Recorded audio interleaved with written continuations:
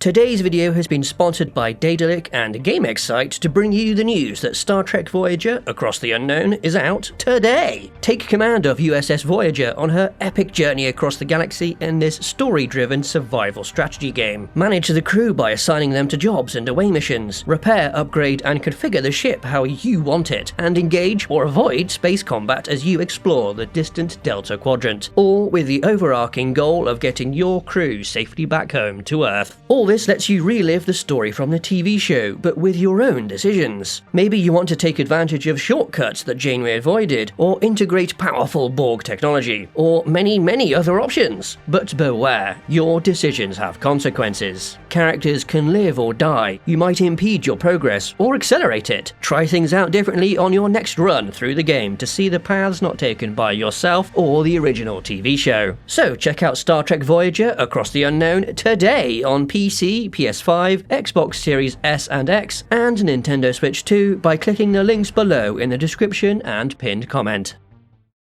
Recently we got the news that Amazon's new Stargate show has started being written and will even begin proper production later this year, ready for release sometime in the future. The question is, what sort of show will it be? And how can it continue 14 years of beloved television that ended well over a decade ago in a mostly satisfying manner? We'll be covering these things and more in today's Spacedock.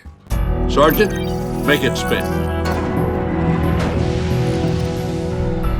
So, as stated, Stargate will be returning to our screens at some point, but to start with, what even is it, and what made it so great? Essentially, the shows are about the contemporary US military going through a big circular gate that can connect to many other big circular gates across the Milky Way. They make new friends, find new tech, and meet powerful enemies that need to be overcome despite the huge technological difference. What made it so great was how this scaled up over time. All the things they learned and the tech they gained was used to slowly and steadily expand Earth's capabilities, until they ended up with spaceships and stuff of their very own. There was also a bit of an overarching theme of responsibility related to all this new tech, since it could so easily be used for evil. This became a whole arc over the years the shows aired, with humanity eventually proving themselves to be worthy successors to the great powers of the distant past. Now, can the upcoming Amazon streaming show that was recently announced follow up on all that build-up and progress in a satisfying manner? Coincidentally, there was actually a question about this new show on Spacedock's Patreon Q&A last month, and I'm cautiously optimistic about it all. Like many others, I've adored these shows since they first aired when I was younger, but things are very different now, as I'll get onto in a sec. Speaking of Spacedock's Patreon, by the way, Stargate is for some reason pretty prone to being demonetized when it's used a lot in a video like this one, so please consider supporting us directly. There's also bonus content there like our reference books on spacecraft design and ad-free early access to videos. Links are below. But anyway, the sense of technological growth that occurred throughout Stargate's existence is what I think makes it a big challenge to continue things after a 15-ish year-long gap, because in that gap, surely everything would have progressed to be something like Star Trek, which is an apt comparison because that too had a continuation after a long period of downtime and turned out fine. However, the Next Generation was fundamentally the exact same kind of show as the original series was, despite being set like a century later in the timeline. You can't do that with Stargate now because the compounding advances throughout the three shows meant they started with nothing, but ended up with hyperspace-capable capital ships with plasma beams and teleporters.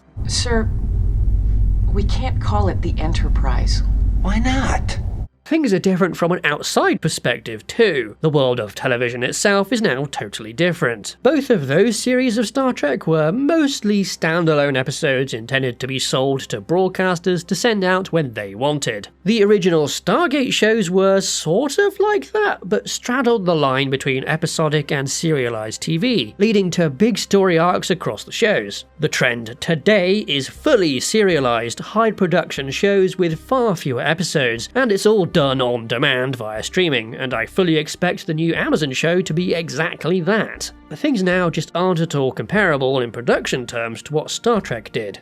With that comparison out of the way, how could the new show continue where things left off? First, let's do a quick check-in to see where things were 15 years ago when the shows ended. The Tauri, that's the in-setting name for humanity on Earth, had multiple, fully realised, very powerful and very cool-looking spaceships that could zip all over the galaxy at will. They also had a database containing the entire knowledge of a friendly, advanced alien species, and the lost city of Atlantis, an entire space-worthy city packed full of technology and secrets from the ancients, the long-gone previous inhabitants of Earth who had built the Stargates in the first place. Essentially, the Tauri had every advantage they needed to expand their capabilities even further in the 15 years since then. As for the state of the setting at large, well, the Tauri had defeated all their great enemies that had threatened them, and had become the de facto defender of the galaxy, and all without the Stargate, the aliens, and the big spaceships becoming known to the public. It was still all somehow a secret, which I expect has definitely changed in the intervening years. Which brings us to one of the bigger problems the new show would have to deal with if it is a continuation, which is how do you do that and introduce such an expansive setting to new people? Like there's what, 300 or 400 episodes across a combined total of 17 seasons. Do you just offhandedly mention that Atlantis is real, flies, and we found it in another galaxy that was filled with space vampires descended from bugs? It's certainly possible to do this by just treating it like any other sci-fi setting where it all gets introduced over time, but this also misses one of the reasons that Stargate was so enduring. To start with, it wasn't super tech stuff being used to explore, it was real things hidden in a real place. It just changed over time and introduced some of that super tech stuff. Is it possible to have both ends of the scale here? I think so, and there's a few ways of doing it. One route is exploring disclosure. Everything somehow staying a big secret was already becoming unbelievable when the Tauri were flying around multiple capital ships, and a more introspective look at how humanity as a whole dealt with it all being revealed is something the new show could do. Because it's not just that aliens exist and actually look like that, but that some of them had tried on multiple occasions to end the world. Like this is some truly earth-shattering revelations that would have gone on, and following an everyday character as they learn it all along with a new audience is a great way to do a TV show. It's just kind of far removed from what made Stargate Stargate.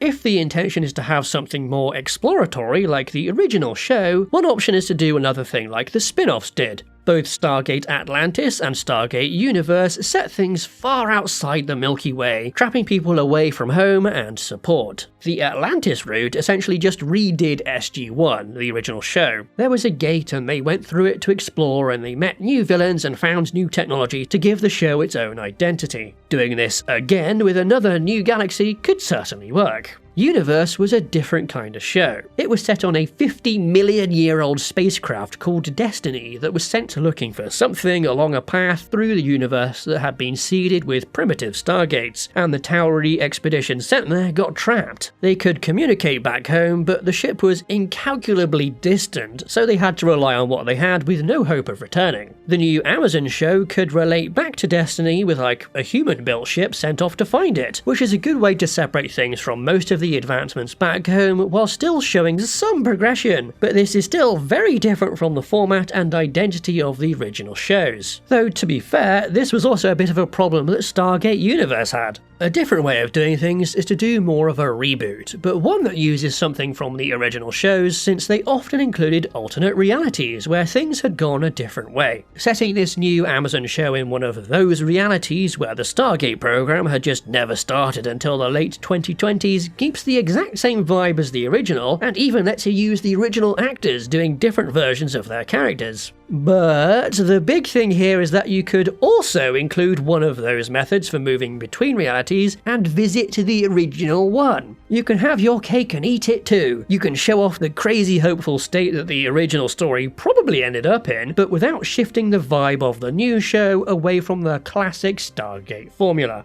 As we can see, there's a wide variety of ways this new show could take things. If I can think of some of these in a couple of days, then the actual creators of the old and new show working together can think of even more. And hey, if you can't wait until then to see what happens, the old shows are still there to watch. It's certainly daunting staring down the barrel of that many episodes, but they have lovable characters, great villains, and a sense of progression that you won't get anywhere else.